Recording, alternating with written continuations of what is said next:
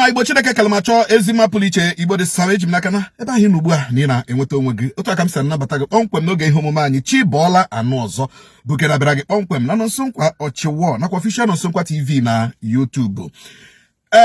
Achọrọ m imekwa ka ndị Igbo mara ọzọ maka na ndị be anyị si na ebe nwata na-ebe akwa atụ aka ma nne ya anọghị ebe ahụ nna ya nọrọ ya maka na akụkata aka n'obi egosi ndị mmụọ ebe ndụ mmadụ.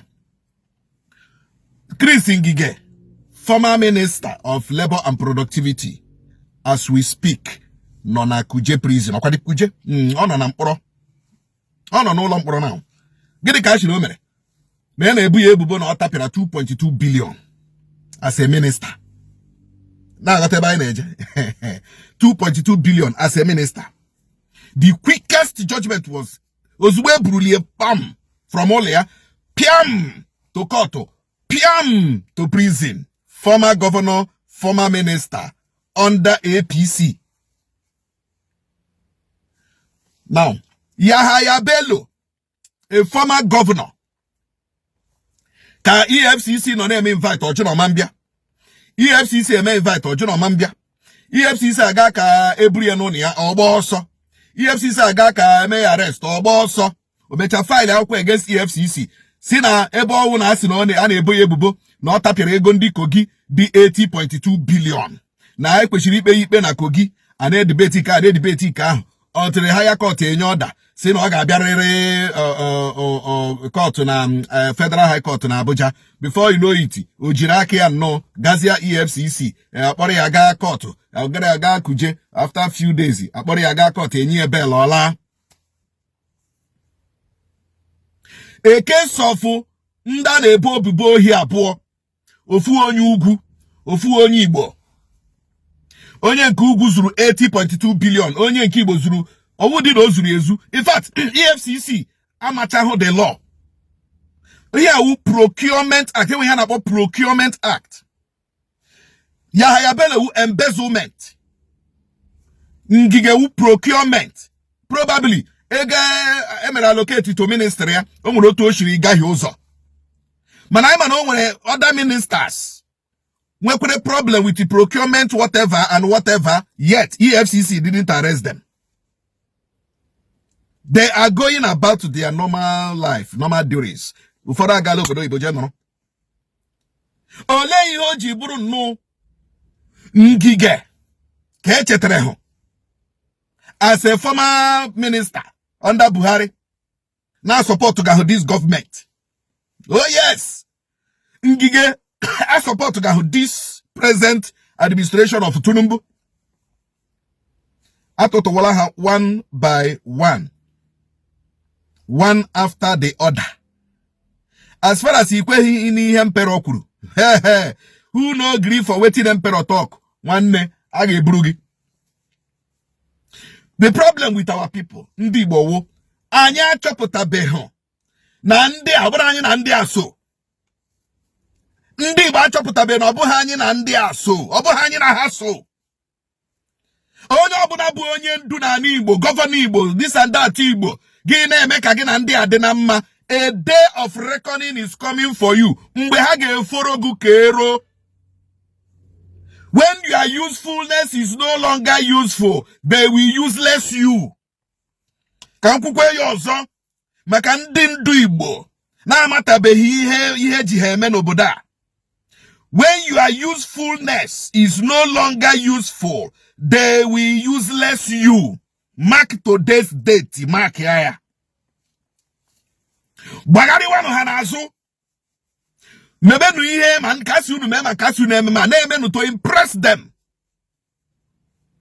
Meweni ihe ọwụrụ unu na-eme to impress them. Impress outsiders. One day, your usefulness will no longer be useful and they will useless you. Muna amabe ihe wu ụmụnna wike. Unu wu ndị Igbo, si na unu wu governor, unu wu senators, House of Assembly, House of Rep, ministers. Unu ama ihe wu Igwe wike.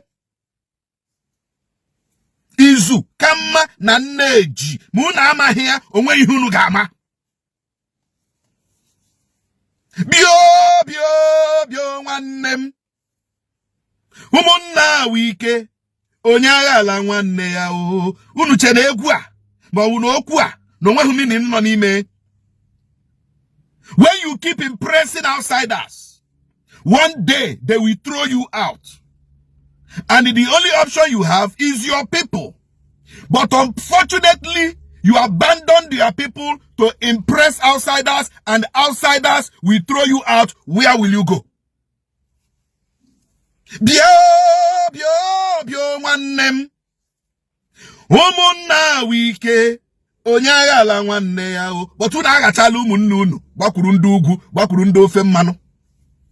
Na-eche na ọwa ebe ahụ ka ndụ dị. Unu che na ebe ahụ ka ndụ dị. Ole ebe ndụ dị na Chukwu. Onye kere igwe na ala. You know? Mana unu amahụ na ndụ dị n'ụmụ ụmụnne unu, ụmụnna gị. Igwe wike. Ụmụnna ha wike. Ọsọ chụmana ga-amaga ya n'ụlọ nna gị. Ụmụnna gị eme gịnị akọva agụ protect agụ. Jishiri ike gbagwagwanu n'ama. Ndị ọkamma n'ama. Gbamanụ n'ama. Gbamanụ n'ama ịnụna. Femenu n'elu. Unu alọtakwala ụlọ.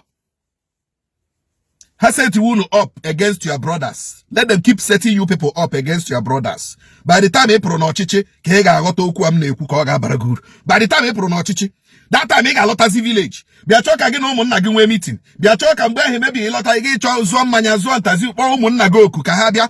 Ndị ga-abịa n'ụwụ probably 1 or 2 persons. Ụmụnna gị agaghị abịa.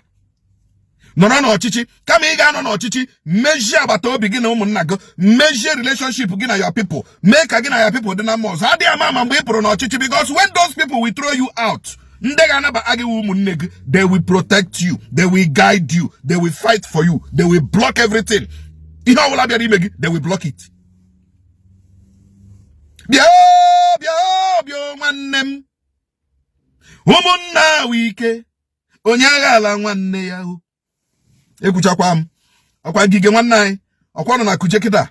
Na-ezu ike. Onye gwa ngige. Former governor. Former this and that. Former minister. Na a ga-emecha n'ụwa buru ihe. Kukpuo ya isi na Kuje. In the quickest judgment ever. Ọ ga-ekwe? Mbra. Ọma nkwe. Unu niile. Ọkwụnụ niile. Unu niile wu ndị Igbo. Ma ndị senators nọ na House of Assembly, House of Senate, ma ndị nọ na House of Rep, ma ndị House of Assembly, ma ndị governors, ma ndị commissioners, ma ndị ministers, ndị niile, kama ị ga-edefend ụmụnne gị, gị bụrụ ụmụnne gị bụpụtara ndị outsiders, ha na-atụchachi ụmụnne gị, kama ị ga-ekwu okwu ga-akwalite the integrity of your people, the integrity of where you come from, gị na-atụchachi ya, gị na-eme ha, na-akọta ụmụnne gị, na-ekwu inyo about your people, just to impress outsiders. One day, your usefulness now will be very useless, and they will useless you. They will throw you out.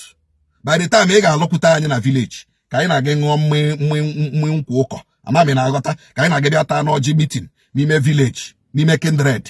Ọkwa ị ga-ayọ, you go come back now. Ị ga-agba n'elu, ị ga-eto n'elu, ị ga-efe n'elu, ị ga-ebi n'elu. You will come back to your fatherland by that time. Egoshizie gị ihe ọkụ ji ntị oke eme bụ na agaghị akwanyere onwe unu ugwu. Ọ dị mmadụ ka ahụ na-ewu. More money has entered into the coffers of the state governors of Nigeria. Now listen.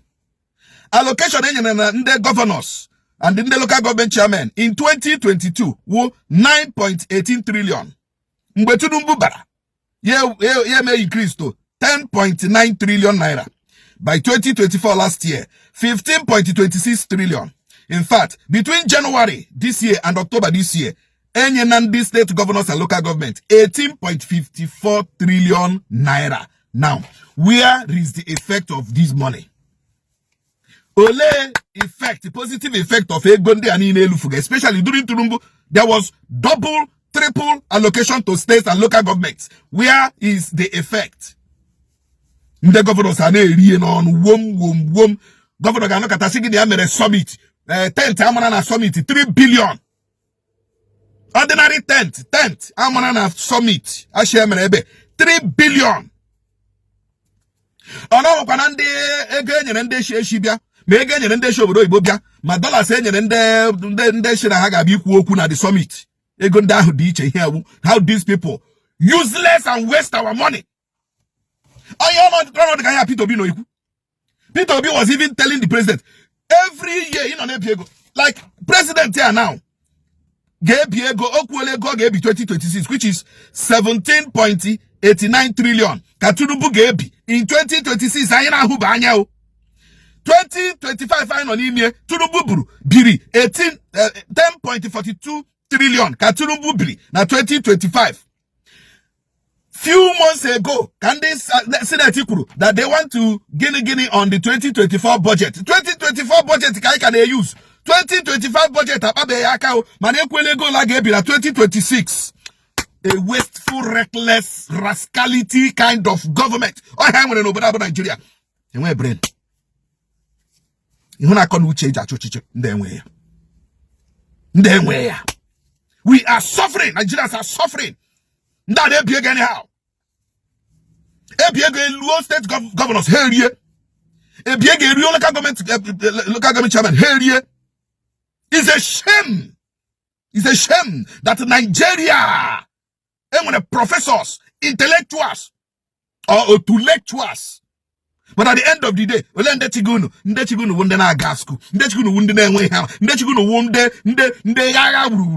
yet in a country that can boast of fine intellectuals, fine professors, but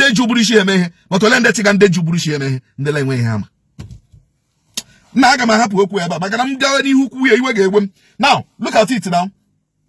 Look at Nigeria. Look at Nigeria. Look at Nigeria. Nigeria now.